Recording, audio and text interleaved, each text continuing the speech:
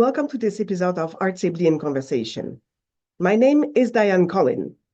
This series presents artists, academics, and project leaders who dedicate their time and energy to a better accessibility for people with disabilities in the arts.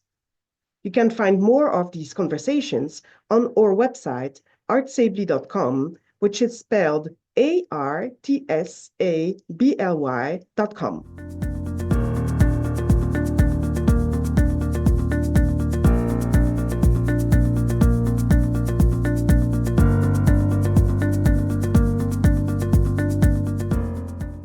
Today, Artsably is in conversation with André Louis, a musician from London, UK, and an accessibility expert for features in digital audio workstations. You can find the resources mentioned by André Louis during this episode on Artsably's website in the blog section.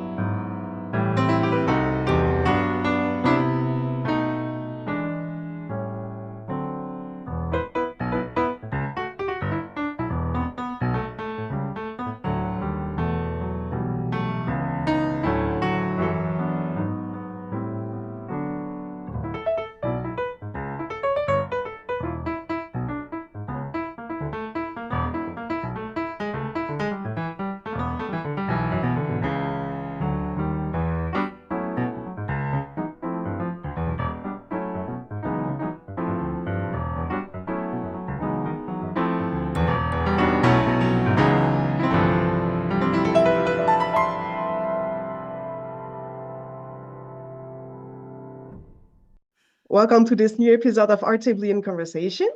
Today I am with André Louis, who is a musician from London, UK, and also an accessibility expert for features in digital audio workstations. We're going to talk about that, I guess. And I think your artist name is Ange, right? That's right. Well, welcome, Ange, Andre. It's nice to be here, by the way. Nice to see you too.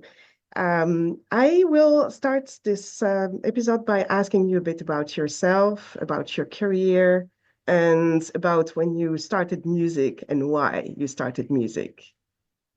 Okay, so I started playing music apparently when I was 3 years old, and I was given a keyboard. And it was one of these monophonic single note entities. You couldn't do chords or anything, but it was what we had. And apparently, the first thing I learned to play on it was a British TV theme, which is called EastEnders. If you don't live in the UK, you may never have heard of it. It's not very exciting, but apparently, that's what I heard and learned to play. And then I just carried on playing from that point forward. I apparently did some piano lessons in school, but I don't remember anything about them. So, for the majority of my life, I would consider myself as a self taught musician. And what style are you playing, or what style did you play since? Uh, Ah, yeah, I've played a lot of different things, but mostly I work in the sort of jazz and soul and R&B and reggae genres. Those are what I feel comfortable doing, and neo soul and such. okay, great. And so, from your early studies of music, um, you also used a lot of different tools to help you because if I read correctly your biography, you're blind. That's right, I am, yes. And so how did it work for you learning all these tools and music techniques for you as a musician? Well, looking back in the 90s when I was in boarding school, which I was for 8 years, the first experience I had with sequencing, which is the act of recording multiple tracks into a MIDI file, it was then anyway, was a Yamaha keyboard called the SQ16. And the school had one, and my music teacher at the time saw that I wanted to compose and do composition. So she, in her spare time, and I'm so grateful to her for doing that, looked at the manual and then taught me the basics of using this keyboard blind. Literally, no pun intended, because that was the only way to do it. And I wrote a lot of stuff just at the weekends, just some ideas, and it was my first experience with this kind of thing. I had nothing like that at home, so I could only do this while I was in school, but I thoroughly enjoyed it, and I have all of those, or nearly all of them, MIDI files to this day from my 90s exploits. I'd like to think I've improved since then, but you know, you got to start somewhere, like baby pictures. No one wants to see them, but you've got them anyway. From Sure. then, I moved on to RNC in Hereford, Royal National College. I went to Worcester from 1992 until 2000. And in 2000, I moved to Hereford, just down the road or up the road, depending on which way you look at it. And I studied music tech there as well. And in that place, we were using Cake Talking and JAWS, which I hate with a passion. And I'm so glad never to have to use it again in my lifetime, hopefully, anyway, he says. Now, watch it come up that I have to. We'll see. I've just doomed myself. But that was an experience anyway. I got then into Cubase.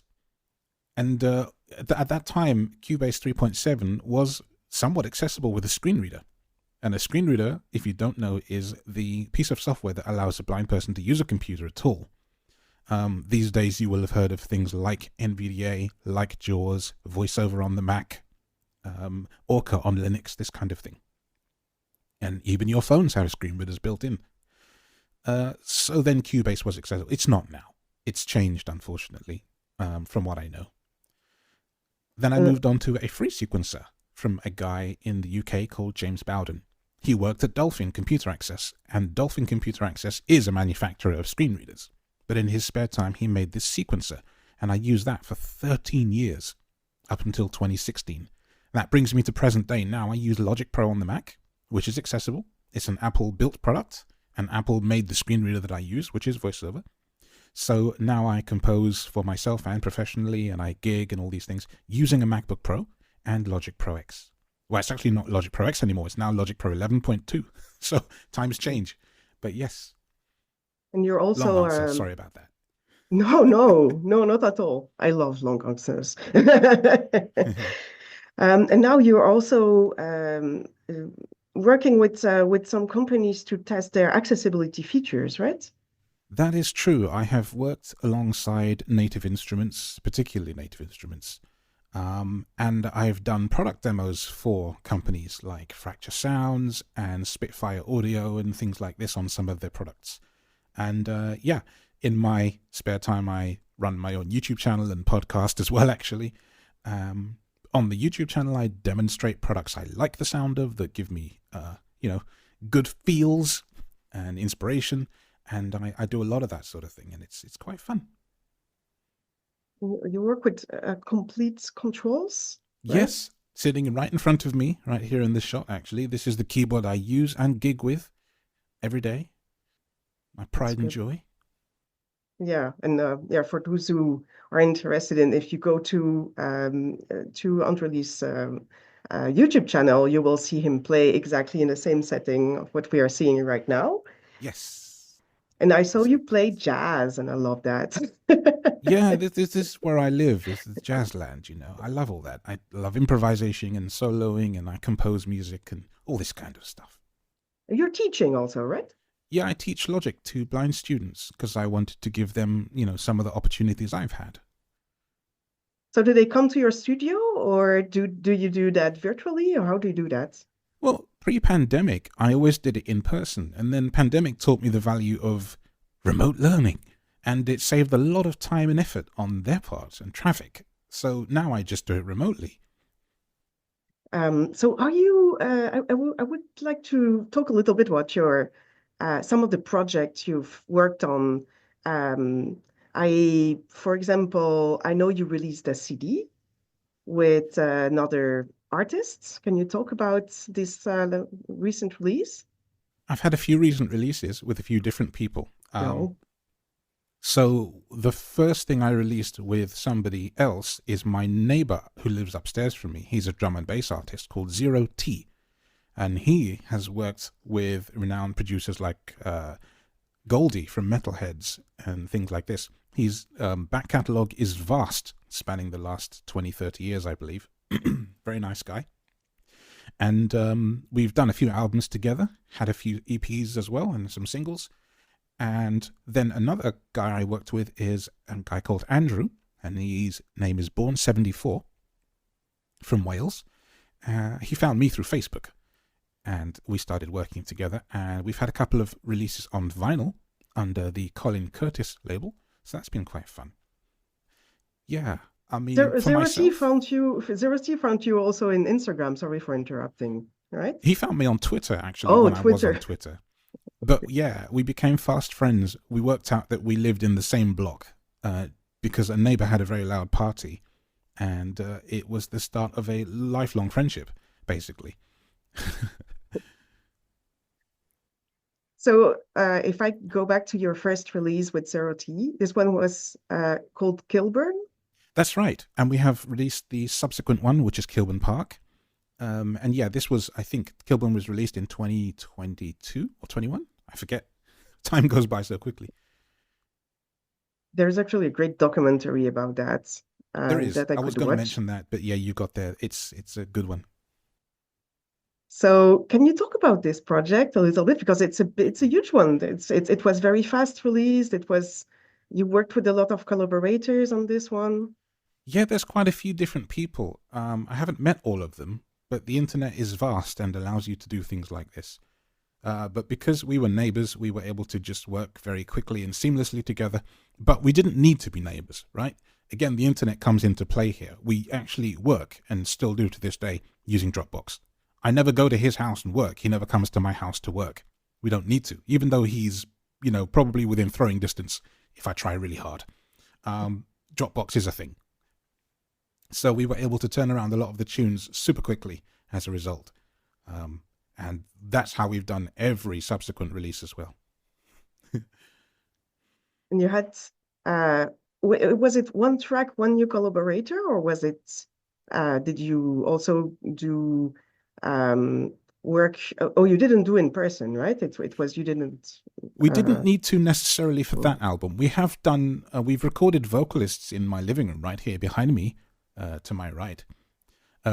There's a track we have done which was not on the Kilburn EP, it was on another EP called Deusa, Deusa, and the singer was a lady called Roberta Silva. And because I can record in here and produce in here, and I've got another microphone on the other side of the room, we record the vocals in here.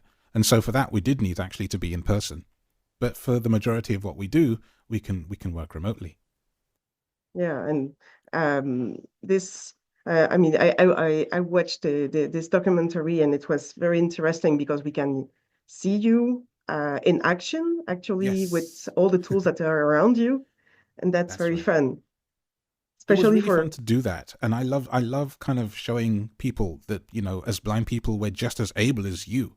You Yeah. know, I think a lot of people have this preconception, or misconception perhaps, and it stems from probably the 80s when things were a lot harder. But computers are powerful enough to allow me to do what I do, and if you're running a studio, I can do that job. We were talking about that with I interviewed Kamal Gorey, who is the secretary of He's ROMT, brilliant. and Yeah. he's brilliant. And he was we were talking about this preconceived idea that okay, because I have a visual impairment, I cannot do a score for a movie. And he said, well, that's completely stupid. I have my whatever technique, and it's all fear of people of not being able to. It's fear, but it's also ignorance, and Mhm. there's a difference. But it's a fine line, you know. You don't know what you don't know, but don't still assume that what you know is current. Always ask, always research, always find out. Yeah. Yeah, we live with this as in this assumptions world, unfortunately, and it's usually up to to us as disabled people to come to people and say, well, Yeah, there is I no think you're right. difference. Exactly. Okay, so what about the second project with Andrew? What was that? Okay, that was an interesting one. He found me through Facebook, and he had heard my music. I'm not 100% sure what he heard, whether it was the collaboration with Zero T or my own stuff. But he came to me and said, I need a keyboard player on some project I'm working on. Can you help? And I was like, sure, just send it to me. And he sent it to me. And I can tell you, because he would agree and he'll laugh, the bass was terrible. And I was like, you can't have chords in one key and bass in another key. And I was polite about it, but I said, look, I'm going to redo these parts. I know you only asked me to do chords, but I'm going to redo these parts. And then he had to listen, and he goes, you've done exactly what I wanted to hear. So would you like to work together on things? And it just went from there, really. And so we have this great relationship where I can explain to him why something doesn't work in a nice way, and he'll listen and take that on board. And he's much better about it now. We've done a lot of things since then. But that first track was interesting. It got a lot better. And he's a great guy, and we're very good friends. But yeah, that first track was interesting. Okay, and are you so what's the name of the album? Oh, Mind Vibrations, and I think it was released on the True Thoughts label out of the UK, which is big because they're a really big name, you know. I don't know thousands about them, but they're a big enough label that you'll find them having released a lot of different artists over the years. Their back catalogue is pretty vast, I must say. I think Quantic and Moonchild and things like this are on the True Thoughts label. So, you know, they're not nobodies. So to be released on a label like this is just fantastic.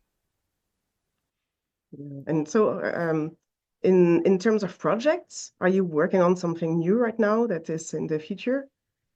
I think we're always working on something. Like, I often get asked by Zero T or Andrew, oh, just stick some chords down on this or something. And then I just do it and I go away, and, you know, it's in Dropbox for 6 months, 4 months, 8 months. And I forget I've done half the things. And the next thing I know, oh, look, a release is happening next week.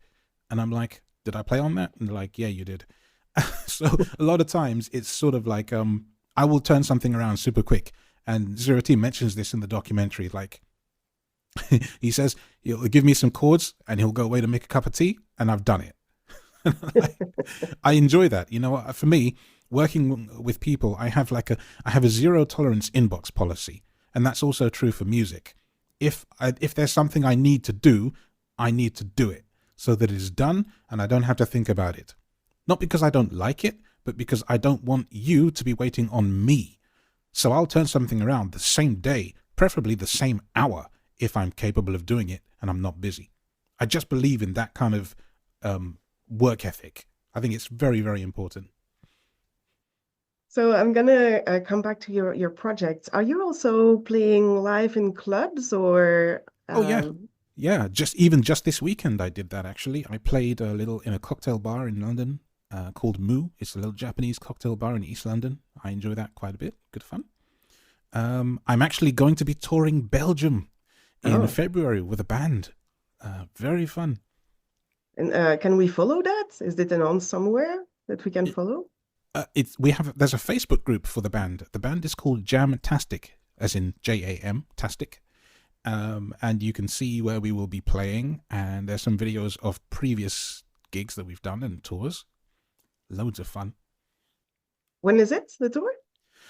Our first gig is February the 28th. I think we're out there until March the 7th. So we have a few days. We're not playing every night, I don't think.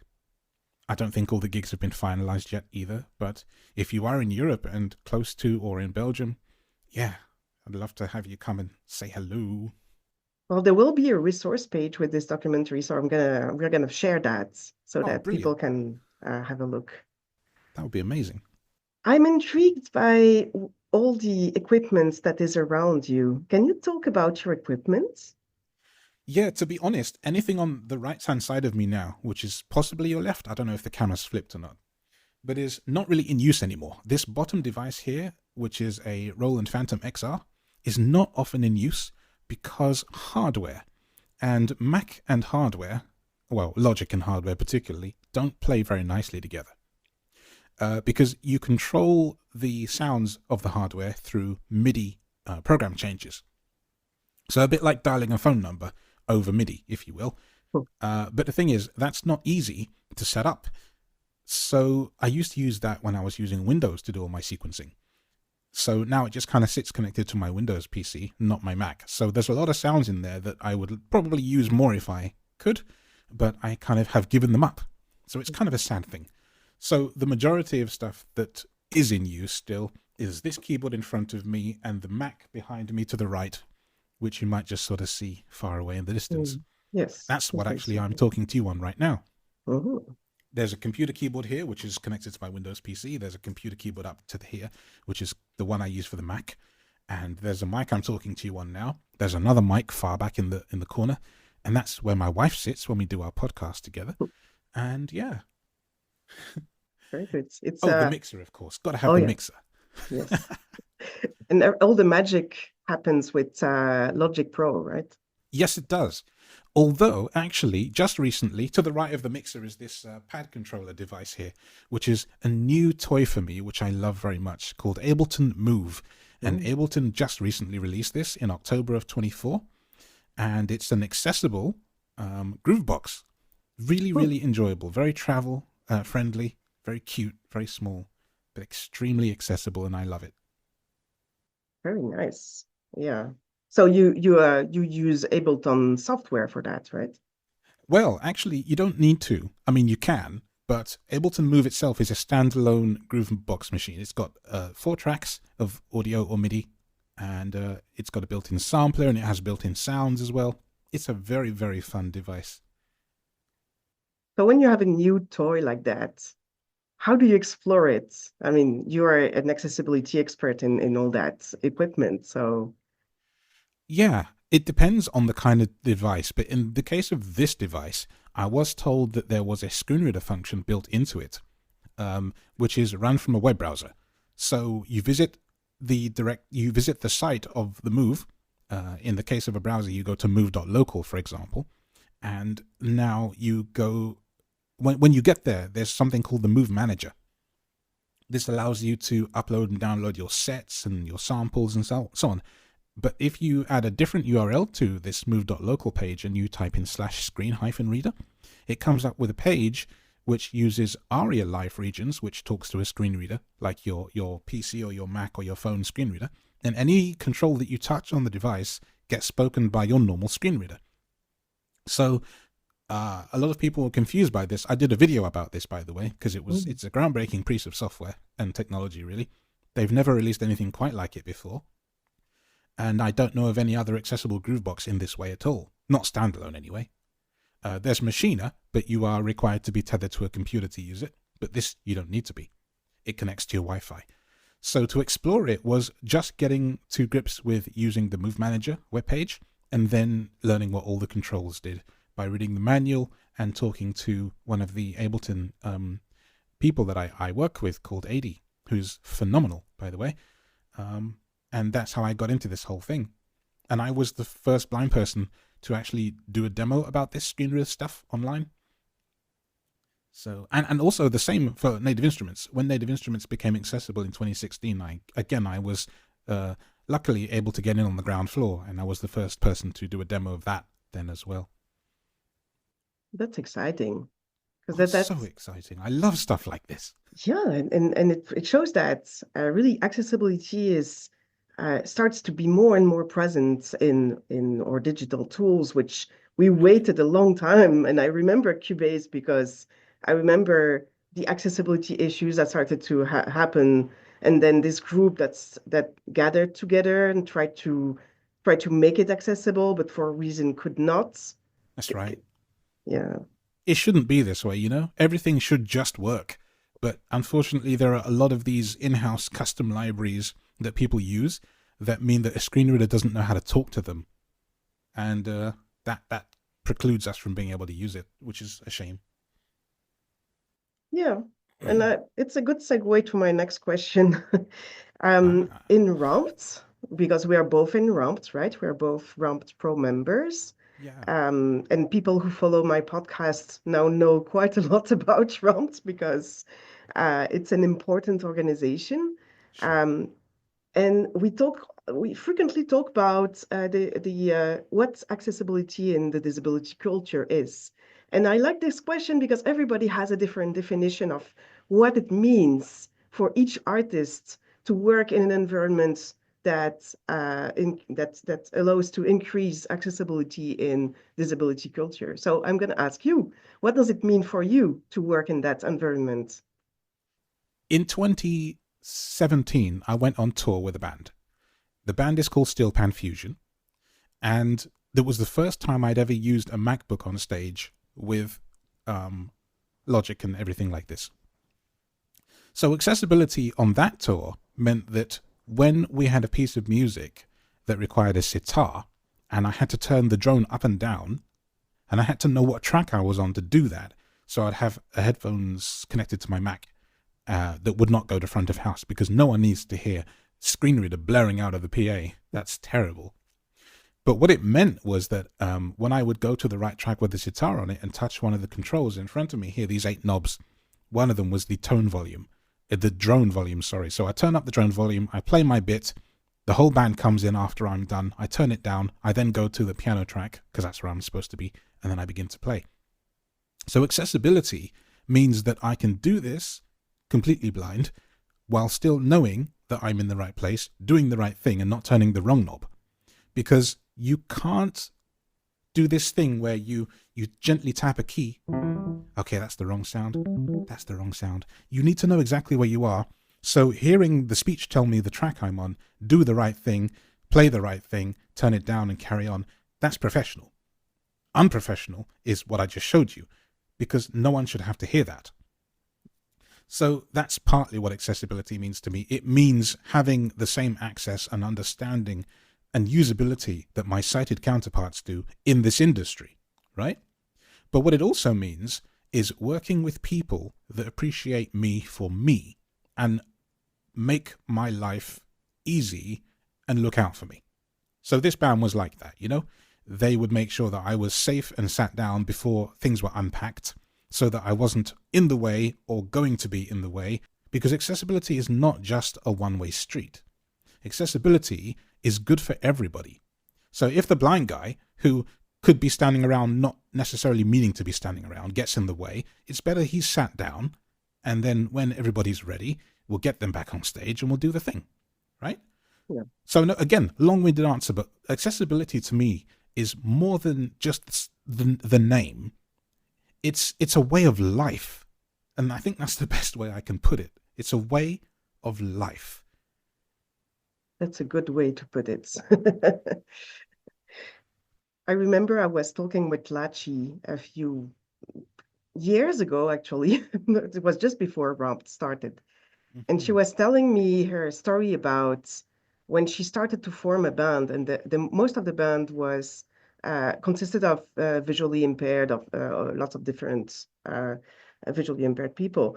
And they were invited to play in clubs, I think. And of course, there was so much improvements that could be made in this club where, of course, you needed to have stairs to go to the, or a huge step to go to the stage that you could probably not detect if someone is not pointing it out.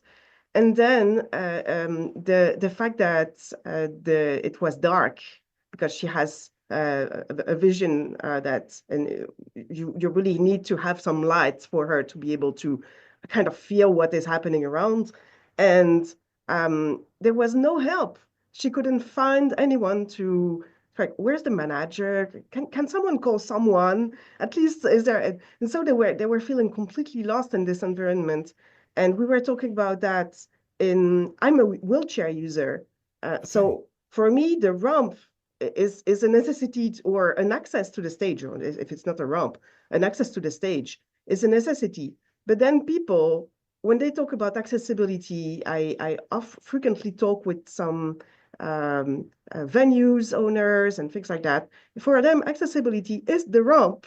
And I say, no, it's so much more than that. It's more than that. It's a way of life, yeah? Exactly, yeah. I can relate to this whole high stage thing. There's a place in Brixton called Hootenanny, and I played there a couple of times.